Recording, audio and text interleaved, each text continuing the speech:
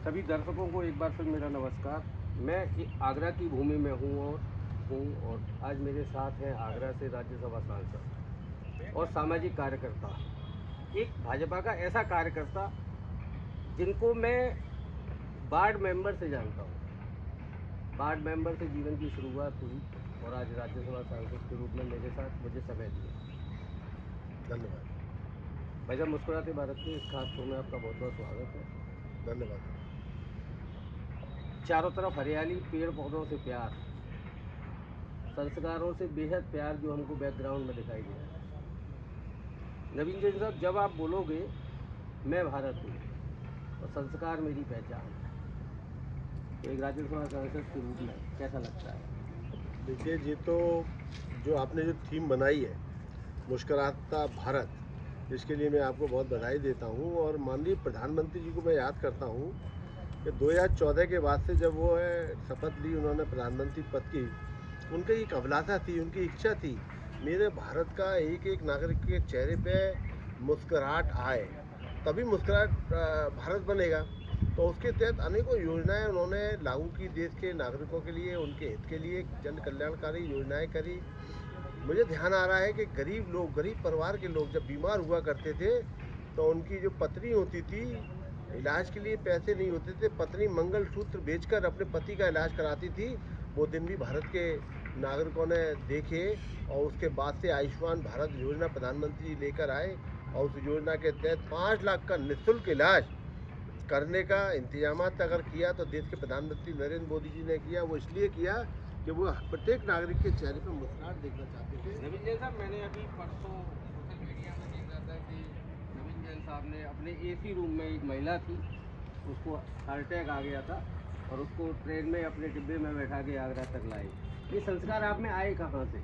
देखिए, मुझे संघ से सारे संस्कार मिले और जिस पार्टी से मैं जुड़ा हुआ हूँ उस पार्टी ने शुरू से प्रारंभिक जो हमारे पंडित दीनदयाल उपाध्याय जी का एक जो संदेश था और संस्कार थे, उनका एक यही था कि जन सेवा का काम करिए, दूसरों के चेहरे पे मुस्कुराहट आप कैसे ला सकते हैं ये देखिए, इस प्रकार से काम करिए। अब मैं ट्रेन में जा रहा था, अब वो महिला थी बेचारी, बहुत गरीब महिला थी, उसको एकदम हार्ट अटैक की प्रॉब्लम्स हुई और पसीने आ रहे थे उसके चेहरे पर, वो बैठ गई और उसको सीट नहीं थी। मैंने अपनी सीट उसको दिया, मैंने आप आराम से लेटिएगा। उसका बेटा आंखों में आंसू ले आया कि आपने मेरी माँ को बचाने का काम कर बहुत दिया। अच्छा। दुर्लभम भारतीय जन्म, आपने जब भारत में जन्म लिया या आप भारत के निवासी हो, कितना गर्व महसूस करते हो? देखिए, हम सब भारतवासी बड़े सौभाग्यशाली हैं कि हम भारत के नागरिक और भारत में जन्म लिए हैं। भारत देव भूमि है, भारत पवित्र भूमि है, भारत धार्मिक भूमि है, भारत भी एक ऐसी भूमि है जहाँ संस्कार मिलते हैं और जीवन जीने की जो कला है वो हमारे संतों के मार्गदर्शन में, उनके उपदेशों से हमें मिलते हैं। विश्व के कोई ऐसा देश नहीं है यहाँ पर इतनी सारी खूबियाँ होती हों। आज एक दूसरे के लिए काम आना, ये भारत के संस्कार है और उस दिशा में हमारे सारे नागरिक और काम कर रहे हैं। और ये बहुत ही हम सब लोग अपना भारत में जन्म गर्व महसूस करते हैं। राष्ट्रीय स्वयंसेवक संघ के 100 वर्ष पूरे होने पे मैंने एक फोटो दिया है इसमें, जय माँ भारती का, क्या बोलेंगे? देखिए, ये 100 वर्ष लगातार एक संगठन की यात्रा, उसमें कोई टूट नहीं, कोई फूट नहीं, कोई विघटन नहीं, कोई पद की लालसा नहीं, और 100 वर्ष उस संगठन ने कर लिए। ये बहुत बड़ा महान कार्य देश के अंदर हुआ है और ये सिद्ध करता है कि जो पद की लालसा में जो संगठन चलते हैं, निजी स्वार्थ की लालसा में संगठन चलते हैं, वो संगठन की आयु लंबी नहीं होती है। अगर देशभक्ति से पूर्ण समाज सेवा के अंदर दिल में आग लगी हो, संगठन की भावना रही हो, और वो काम राष्ट्रीय स्वयंसेवक संघ का एक एक स्वयंसेवकों को संघ की शाखाओं में देखने और संस्कार जो मिलता है वो देखने को मिलता है, उसी के अनुरूप काम कर रहे हैं। तो 100 वर्ष का जो संगठन है, जो कोई ऐसे ही संगठन नहीं हुआ, कितने लोग खप गए इस संगठन को चलाने में। 3 ऐसी चीज़ें भारतवर्ष में जो आप बहुत पसंद करते हैं। बहुत पसंद करते हैं? मैंने कहा कि देश के अंदर जो धार्मिकता का वातावरण जो मिलता है वो मुझे बहुत अच्छा पसंद आता है। और धार्मिक गुरुओं के द्वारा जो संस्कार हम लोगों को मिलते हैं जी। वो मुझे पसंद आता है। और ऑपरेशन सिंदूर जो हुआ उस पर हमने नमन करने का प्रयास किया है, आप क्या बोलेंगे? देखिए, ऑपरेशन सिंदूर मुझे ध्यान आ रहा है प्रधानमंत्री जी का वो वक्तव्य जब उन्होंने बिहार में एक जनसभा को संबोधित करते हुए कहा कि जिन आतंकवादियों ने हमारी बेटियों का सिंदूर उजाड़ा है उसको हम बख्शने वाले नहीं हैं, उनको परिकल्पना से अधिक सजा देने का काम करेंगे। वो जो गुस्सा, वो तेज उनके चेहरे पे था, तो वो राष्ट्रभक्ति की जो भावना है वो थी मोदी जी के अंदर, वो प्रकट हुई और उसका बदला लेने का काम हमारे देश के जवानों ने मोदी जी के नेतृत्व में पाकिस्तान में घुसकर उनके आतंकवादियों के अड्डों को नष्ट करने का काम किया। वो हमारा एक जो हमारी बहनें थी उनके साथ में जो गलत हुआ उसका बदला लेने का काम किया। गणतंत्र दिवस के शुभ अवसर पे मैं बच्चियों का जो मैंने स्लोगन दिया है, जय हो। देखिए, यही प्रेरणा है। हमारा देशभक्ति के दो ही तो त्यौहार आते हैं, बाकी त्यौहार बहुत सारे आते हैं, लेकिन देशभक्ति के त्यौहार 15 अगस्त और 26 जनवरी गणतंत्र दिवस, 15 अगस्त आज़ादी का दिन। इस दिन के लिए हमने छोटे छोटे नन्हे जो बच्चे हैं उनको प्रेरणा देने का काम करना पड़ेगा। ये त्यौहार आता क्यों है, ये हमारी गणतंत्र दिवस बनाया क्यों जा रहा है, 15 अगस्त का हम बनाते क्यों हैं, ये देने की प्रेरणा देने का काम सबको करना चाहिए। जय हो भारत की जो आपने थीम बनाया है, इसकी मैं आपको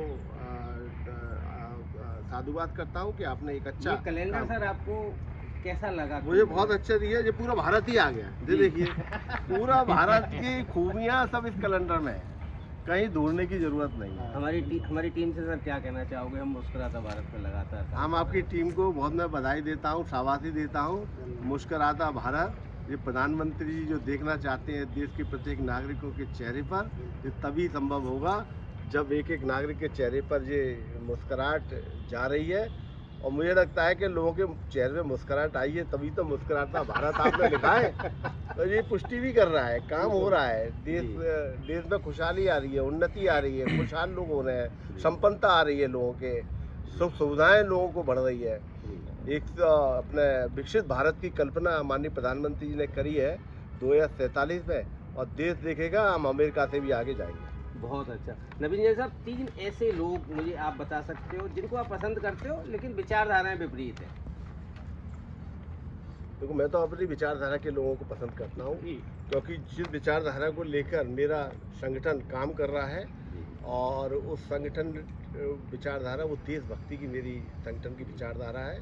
और जो भी लोग इस देशभक्ति से जुड़कर इस देश को उन्नति के रास्ते पर ले जाने का काम कर रहे हैं, वो सब मेरे आगरा की पब्लिक के लिए एक संदेश दिलवाना चाहता हूँ इस गणतंत्र दिवस पर। ये केवल दिवस नहीं है, इसको पर्व के रूप में मनाएं, कैसे बोलेंगे नवीन जी साहब? देखिए, मेरा ये कहना रहता है कि जो जिस प्रकार से लोगों के अंदर देशभक्ति की भावना अब आ रही है, लोग समझ रहे हैं ये गणतंत्र दिवस क्या है, हमें क्या करने हैं, अपने कर्तव्यों का कहाँ पालन करना है।